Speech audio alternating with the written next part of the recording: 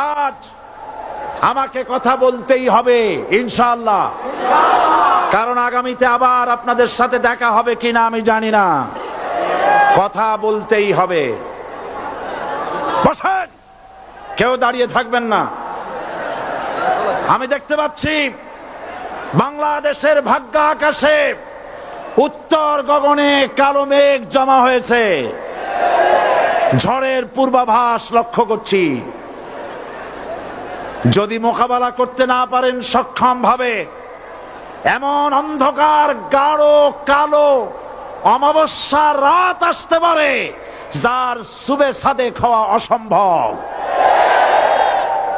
সুতরাং আপনারা কি কাপুরুষের মতো কাফের মুশরিকদের গোলামি করে মরতে চান? বিড়ালের মতো 500 বছর বেঁচে থাকার কোনো লাভ নাই।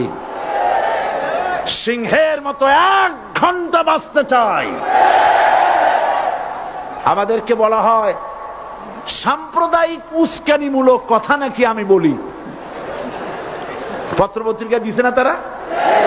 সাম্প্রদায়িক উস্কানি কথা, সাম্প্রদায়িক উস্কানিমূলক কথা বলি। সেই জন্যই বোধহয় শত শত মুসলিম আমাদের কাছে এসে মুসলমান হয়। মানুষে আর বোকা বানানো যাবে না। যাবে কি? আর বোকা বানানো যাবে? তারপর বলছে কি? এরপরে বলছে আমাকে বলছে রাজাকার। শুনে রাখো চট্টগ্রামের লক্ষ লক্ষ জনতা, পার্লামেন্টে যখন আমাকে এই কথা বলা হয়েছিল, আমার পার্লামেন্টের কলিগ জাফরুল্লাহ চৌধুরী সাহেব বসে আছেন এখানে,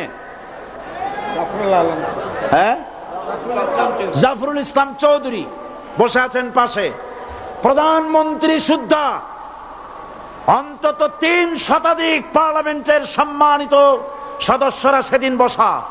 1997 সনের বাজেট বক্তৃতা যখন আমি করতেছিলাম, ডক্টর কুদরতে খোদা, নাম রাখছে কুদরতে খোদা, আসলে গজবে খোদা। এ লোকটি নাস্তিক, ইসলামের চূড়ান্ত দুশমন। তার প্রণীত শিক্ষা ব্যবস্থার যখন সমালোচনা করছিলাম, ট্রেজারি বেঞ্চ থেকে আমাকে বলা হলো রাজাকার। আমি আমার সমস্ত শক্তি একত্রিত করে বলেছিলাম শুধুমাত্র হিন্দুস্তানের রাজাকারেরাই আমাকে রাজাকার বলতে পারে। আমি বলেছিলাম 1973 সন পর্যন্ত আমি বাংলাদেশের কোন রাজনৈতিক দলের নেতা এবং কর্মী ছিলাম না। আমি রাজাকার নই। আমাকে রাজাকার বলে যদি তাকেও প্রমাণ করতে না পারে 10 কোটি টাকার মানহানি মামলা দায়ের করব। আমার এই বক্তব্য সারা দুনিয়া শুনেছে। পার্লামেন্টে আমার এই বক্তব্য রেকর্ড হয়ে আছে। সেদিন 3 শতাধিক পার্লামেন্ট মেম্বারের কেউ আমার চ্যালেঞ্জ গ্রহণ করেন নাই। যে কোনো ব্যক্তি পার্লামেন্টে গিয়ে আমার বক্তৃতা দেখে আসতে পারেন। এরপরে 1997 সনের 7 অক্টোবর দৈনিক জনকণ্ঠ পত্রিকা যখন আমার বিরুদ্ধে লিখলো, সেই পত্রিকায় সাইদির ওপেন চ্যালেঞ্জ 8ম পাতা, 1997 7 অক্টোবর, এত বড় 2 কলমে হেডিং। সেখানে আমি বলেছি বাংলাদেশের সকল সাংবাদিক, গোয়েন্দা বিভাগ, বাংলাদেশের সকল বুদ্ধিজীবীকে আমি আমার পিরোজপুরে আমন্ত্রণ করছি। আমার উপস্থিতিতে যদি কেউ প্রমাণ করতে পারে বাংলাদেশের স্বাধীনতা যুদ্ধের বিরুদ্ধে আমার কোনো ভূমিকা ছিল, সজ্ঞানে স্বেচ্ছায় জাতীয় সংসদের সদস্য পদ থেকে পদত্যাগ করব। 3 বছর পার হয়ে গেছে, আজ পর্যন্ত কেউ এই চ্যালেঞ্জের মোকাবেলা করে নাই। সুতরাং আমাকে যারা রাজাকার বলবে তারা পিতৃ পরিচয়হীন অবৈধ সন্তান। 1971 সনের, শোনো মুসলমানেরা, 1971 সনের কোন কাদা সাইদির গায়ে লাগে নাই। আমাকে রাজাকার বলে জনগণ থেকে বিচ্ছিন্ন করবা, জনগণ থেকে আমারে বিচ্ছিন্ন করা যাবে না।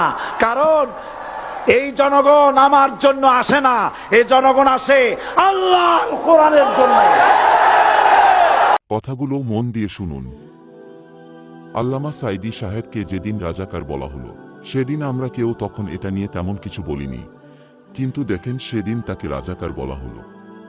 এ কথার প্রতিবাদ হিসেবে কিছু না বলাই আজ আমাদেরকে রাজাকার বানিয়ে দেওয়া হলো, আবার তাকে হত্যা করা হলো। আমরা এটা নিয়ে কোনো প্রতিবাদ সমাবেশ করলাম না, তার পরিপ্রেক্ষিতে আমাদেরকেই আজ হত্যা করা হচ্ছে। তার প্রত্যেকটি কথা আজ মিলে যাচ্ছে।